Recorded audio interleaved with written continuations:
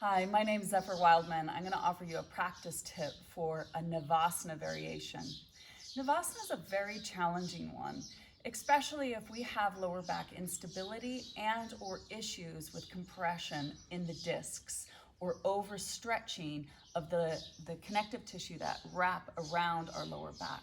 So I want to offer you some practice tips in which gives you the sense of strength and connection to your core to activate your transverse abdominis muscles, the erecti and the obliques, turning on this erecti spinae muscles called the multifidi, protecting the back, stabilizing the spine and pelvis, so you'll be able to build in your strength towards Navasana one day.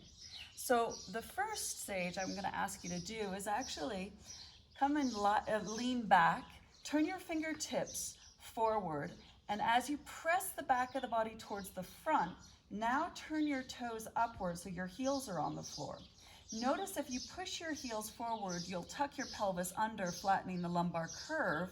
And yeah, you might feel like you can contain some abdominals, but you're pushing your lower back into a flexion, which actually will aggravate a lot of people's backs. And Navasana in this pose is actually quite harmful. So what I'm going to suggest is draw your heels towards your sit bones.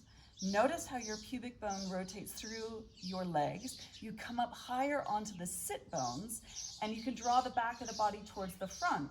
Now, drawing your heels towards your sit bones, maintaining this alignment.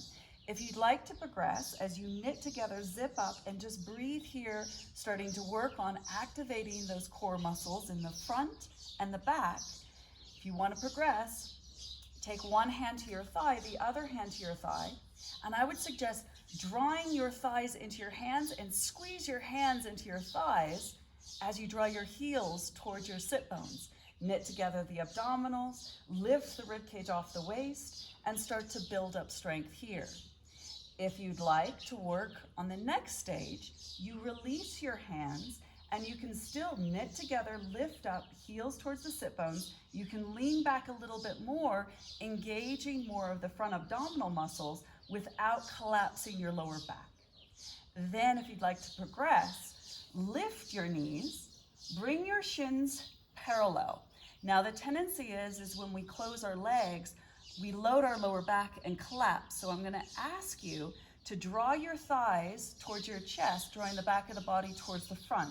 Draw your thighs now into your hands and hands into your thighs, so abducting away. Your big toe joints can touch. And now from here, maintain this. As you knit, lift the ribcage off the waist and maintain Navasana. You can always progress to the next stage of starting to straighten the legs. Now notice if you squeeze your legs, how you tuck your pelvis under and it loads and depresses the spine into the sacrum, versus drawing your thighs into your hands, how you can lift the ribcage off the waist off the hips, and really engaging the front and spinal muscles of the core, and then coming back down. So try that in your own practice of not only just creating traction, of drawing your heels towards your sit bones to set up Navasana, but the abduction to utilize the glutes, the legs, the psoas, the core of the front abdominals, and the spinal muscles called the multifidi. I hope you play with that. I hope it serves you in building slowly your stamina and strength to be able to eventually do Navasana with a sense of freedom and joy. I hope to see you soon for another teaching tip.